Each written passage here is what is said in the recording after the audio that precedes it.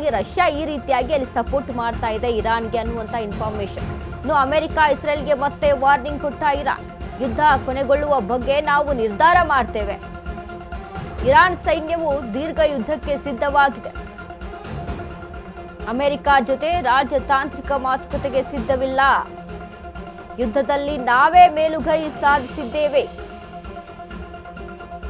ಕದನ ವಿರಾಮಕ್ಕೆ ಸಂಬಂಧಿಸಿದಂತೆ China Russia ಚರ್ಚೆ. ಆದರೆ ಸದ್ಯಕ್ಕೆ ನಾವು ಕದನ ವಿರಾಮಕ್ಕೆ ಮುಂದಾಗೋದಿಲ್ಲ. ಇರಾನ್ನ ಉಪ ವಿದೇಶಾಂಗ ಸಚಿವ ಕಜೆಮ್ ಹೇಳಿಕೆಯನ್ನ ಕೊಟ್ಟಿದ್ದಾರೆ. ಅಮೆರಿಕದ ಹಲವು ಕಾರ್ಯತಂತ್ರಗಳು ವಿಫಲವಾಗಿವೆ. ಇಸ್ರೇಲ್ ಅಮೆರಿಕದ ಗುರಿಗಳನ್ನು ತಲುಪಿಲ್ಲ. ನಮ್ಮ ಶತ್ರುಗಳಿಗೆ ನಾವು ದೊಡ್ಡ ಹೊಡೆತ ಕೊಟ್ಟಿದ್ದೇವೆ. ಜಾಗತಿಕ ಆರ್ಥಿಕತೆ ಸ್ಥಿತಿ ನೋಡಿ ನಮಗೆ ಮೇಲುಗೈ ಇದೆ ಅಂತ ಅಮೆರಿಕ ಇಸ್ರೇಲ್ಗೆ ಮತ್ತೆ ವಾರ್ನಿಂಗ್ ಅನ್ನ ಕೊಟ್ಟಿದೆ ಇರಾನ್. ಇರಾನ್ ಒಂದು ಕಡೆ ಹೇಳ್ತಿದೆ ಅಮೆರಿಕ ಇಸ್ರೇಲ್ಗೆ ನಾವು ಸರಿಯಾದ ಪಾಠ ಕಲಿಸ್ತಾ ಇದ್ದೀವಿ, ನಾವೇ ಮೇಲುಗೈ ಸಾಧಿಸಿದೀವಿ ಅಂತ. ಬಟ್ ಒಂದ್ ಕಡೆ ಹೇಳುತ್ತೆ ಇಸ್ರೇಲ್ ಮತ್ತು ಅಮೆರಿಕ ಹೇಳುತ್ತೆ ಇರಾನ್ ಅನ್ನ ಸದೆ ಬಡಿಯೋದ್ರಲ್ಲಿ ನಾವು ಯಶಸ್ಸನ್ನ ಪಡ್ಕೊಂಡಿದೀವಿ, ನಾವು ಮೇಲುಗೈ ಸಾಧಿಸಿದೀವಿ ಅಂತ.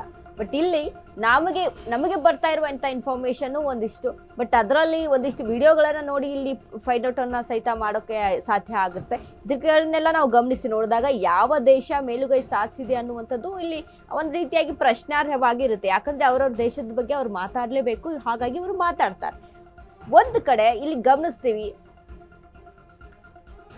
ಇಸ್ರೇಲ್ ಮತ್ತು ಅಮೆರಿಕದ ಯುದ್ಧ ಏನು ಜಂಟಿ ದಾಳಿ ನಡೆಸ್ತಾ ಇದೆ ಅಲ್ವಾ, ಇದರಿಂದ ಇರಾನ್ಗೆ ಒಂದೇ ದೇಶ ಈ ಜಂಟಿ ದಾಳಿಯನ್ನ ಹೇಗೆ ತಡ್ಕೊಳ್ತಾ ಇದೆ ಅನ್ನುವಂಥ ವಿಚಾರಕ್ಕೆ ನಾವಿಲ್ಲಿ ಗಮನಿಸೋದಾದ್ರೆ ಖಂಡಿತ ಹೇಳ್ಬೋದು ಇಲ್ಲಿ ಪರೋಕ್ಷವಾಗಿ ಯಾವುದೇ ದೇಶ ಇಲ್ಲಿ ಸಪೋರ್ಟ್ನ ಕೊಡ್ತಾ ಇದೆ ಅಂತ.